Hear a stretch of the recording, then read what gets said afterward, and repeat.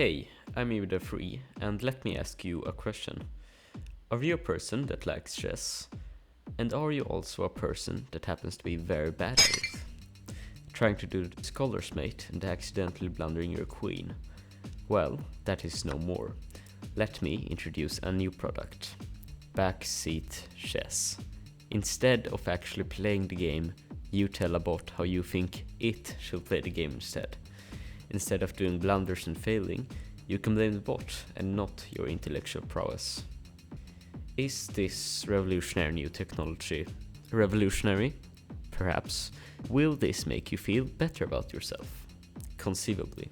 Did it take a long time to make? Yes.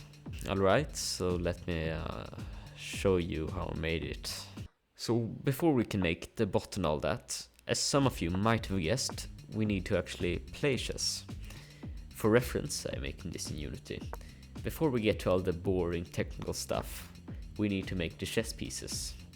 I opened up Aseprite to start spriting, obviously, and I made some sprites. As you can see here, I'm at the absolute very least among some of the top artists of history. I truly believe my art is very, very, very well indeed. To get the functionality of the game working, we'll need chess. The first things we'll set up are three main scripts. Game state visualization, game state, and the game state input. And then make a base class called piece that all other pieces will inherit from, with some basic information.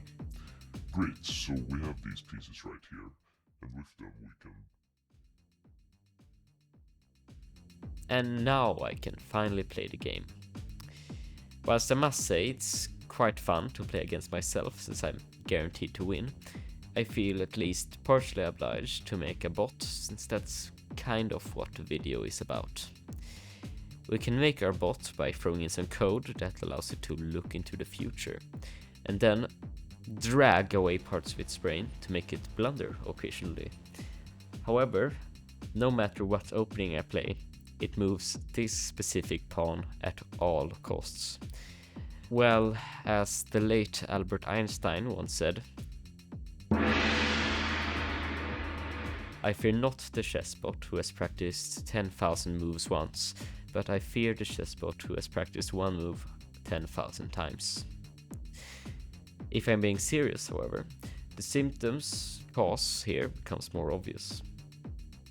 Simply, from this position, the bot cannot see a way in 3 moves, which is the search depth, to win materially in any way. Therefore, every move has a score of 0, and that move it makes is just the first in its list.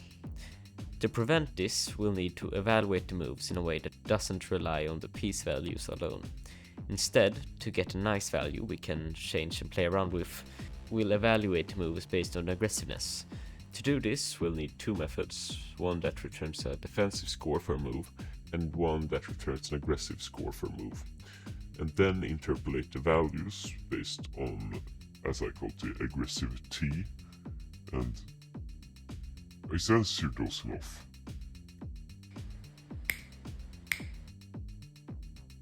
Okay, don't fall asleep, please.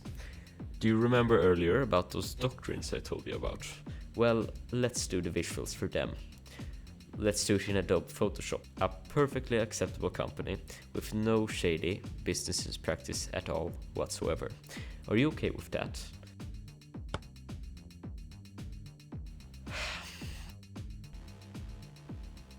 It took some time to do, but I am finally done. I managed to get 9 posters that look reasonably good, I believe. And do you want to know how I made them? Creatively adapting original works.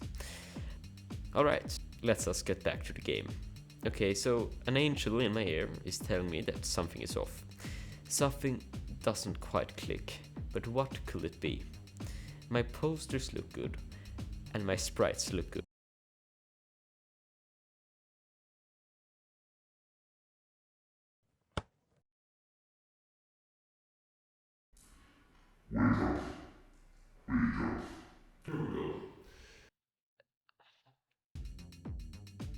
Is this really torture to you? Does this truly pain you in this way? Whilst I am admittedly an artistic genius of sorts, I must say, you might make a fair point. You might be right. Even masters of the craft, like myself, occasionally make blunders. Is this better? Yes, alright, then we're sticking with that then. Well, I think we've got a look that doesn't strike fear into your heart when you see it. Wonderful. To actually make you able to interact with the bot, I made UI. I wanted to keep it minimalistic and spreadsheet-like, if you could call it that, because I felt like it fit the aesthetic. For those who haven't listened and have kept dozing off, for instance, I made this marvelous tutorial. As you can see, it's rather minimalistic, but I believe there's a sort of art to that. It has 4 pages.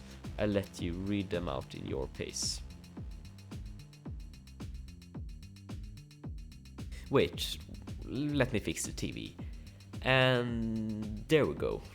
Here's page 4. I hope you understood all of that. Great, then you'll be able to play the game. I'll leave the link down below. And since I fixed your TV so kindly, I believe you should